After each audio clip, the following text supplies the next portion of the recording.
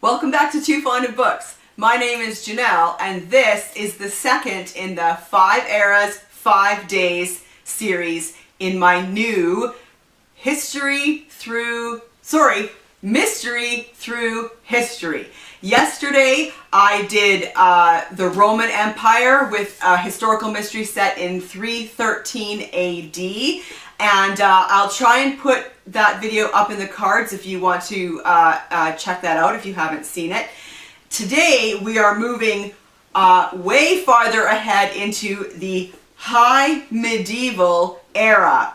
So the High Medieval Era was from 1100 to 1250.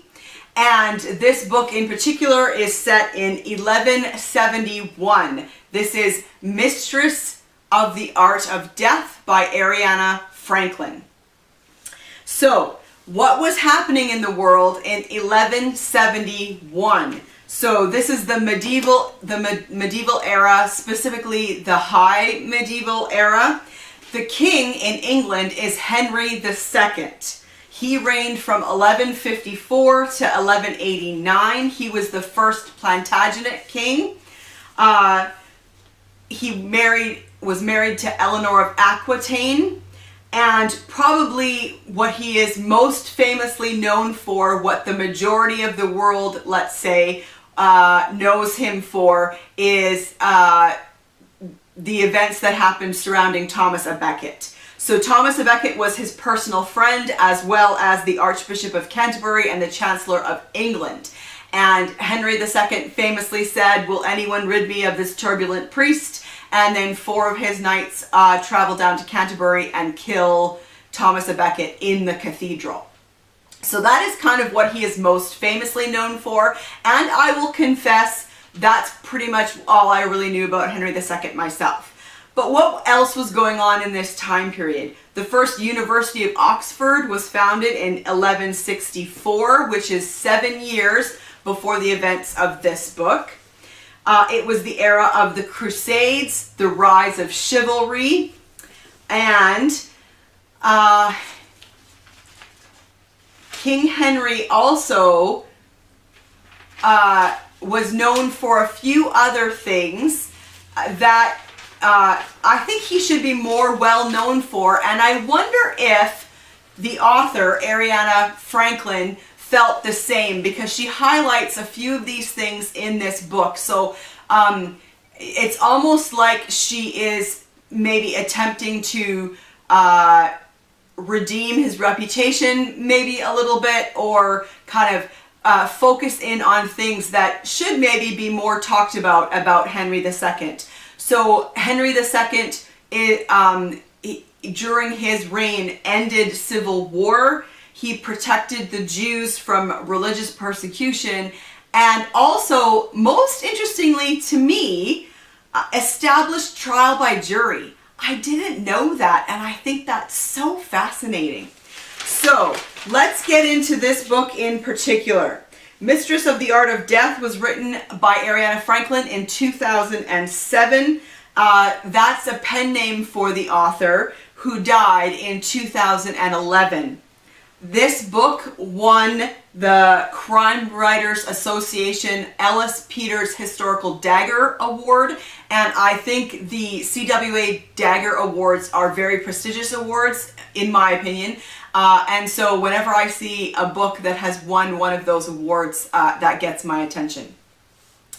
The main character in this book is Adelia, and she is fascinating. She is from the medical school of Salerno, which is a real medical school. It is the first medical school in the world. Salerno is in Italy. And this medical school did accept women.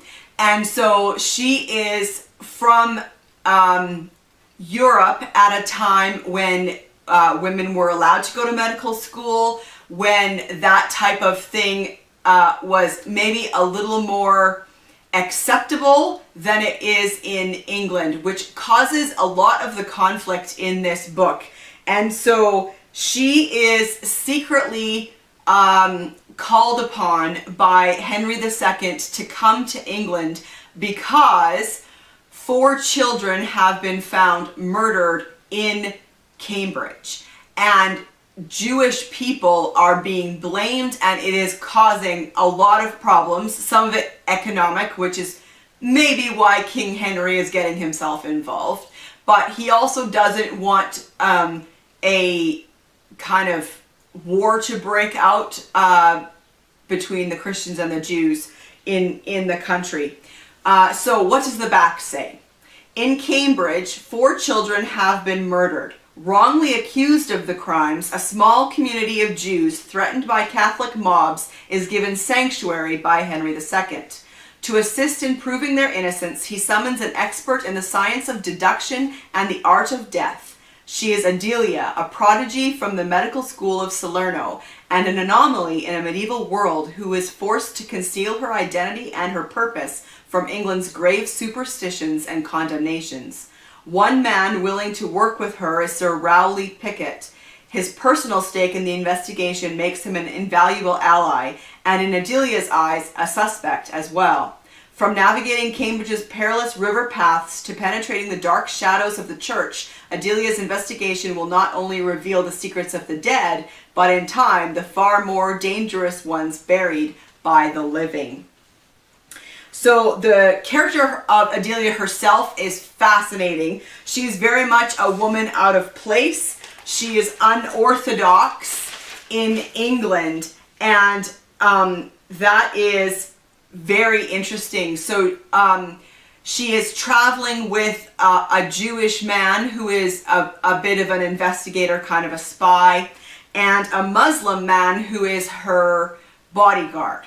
So you have a woman traveling with a Jewish man and a Muslim man. So she's going to be noticed, and I mean, that's very unorthodox, and people already aren't going to like that very much. But she is examining dead bodies, which is considered a desecration. She is involved in the scientific inquiry into the deaths and how that happened, and at the time in England that was considered the work of the devil. So there is so much going against her in this book, and so it adds great levels of conflict to the story. The reader's guide to this book said this, and I found it very interesting. Mistress of the Art of Death employs the narrative devices of a modern thriller to explore the world of medieval Europe, weaving historical figures and events into the plot to provide a view of the 12th century that is often at odds with the conventional label of Dark Ages. So I thought that was very interesting. The other thing that intrigued me about this book is how it was written. So it's written in the third person, except for the very beginning and the very end, which are kind of like a collective first person. It's kind of difficult to explain. Let me read you a bit so you know what I mean. Here they come. From down the road we can hear harnesses jiggling and see dust rising into the warm spring sky. Pilgrims returning after Easter in Canterbury. Tokens of the martyred Sir St. Thomas are pinned to cloaks and hats. The Canterbury monks must be raking it in. There are pleasant interruption in the traffic of carts whose drivers and oxen are surly with fatigue from ploughing and sowing. These people are well-fed, noisy, exultant with the grace their journey has gained them. But one of them, as exuberant as the rest, is a murderer of children. God's grace will not extend to a child killer. And then a little later on, mounted again, the cavalcade moves on, takes the turning to Cambridge, its diminishing chatter leaving us to the rumble of the harvest carts and the twitter of birdsong. But we have a skein in our hands now, a thread that will lead us to that killer of children. To unravel it, though, we must first follow it backward in time by 12 months.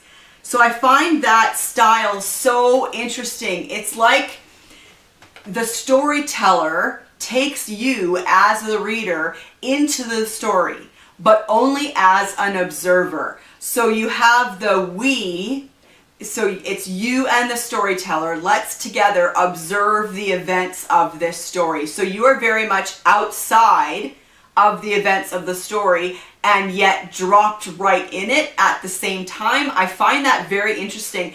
And it was very reminiscent to me of the prologue from Romeo and Juliet by Shakespeare. You know, the two households both alike in dignity in fair Verona, where we lay our scene. And so it's very similar that way. There's that we that's drawing you in, and yet you are still just an observer. And so how else does that prologue go then? Like at the end, oh yes, he says, and so thus the 2 hours traffic of our stage. So it's kind of feels very theatrical in a way.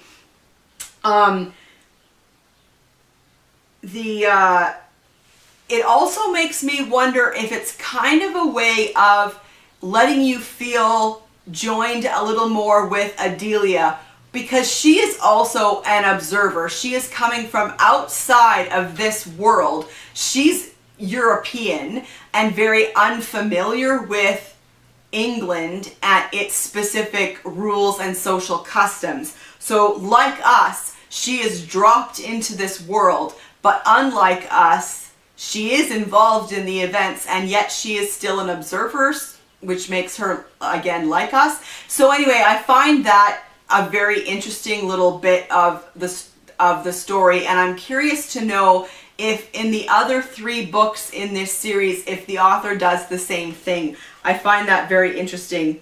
And then also, one last note, the Kirkus review that I read for this said that this book is CSI meets the Canterbury Tales, which I thought was awesome.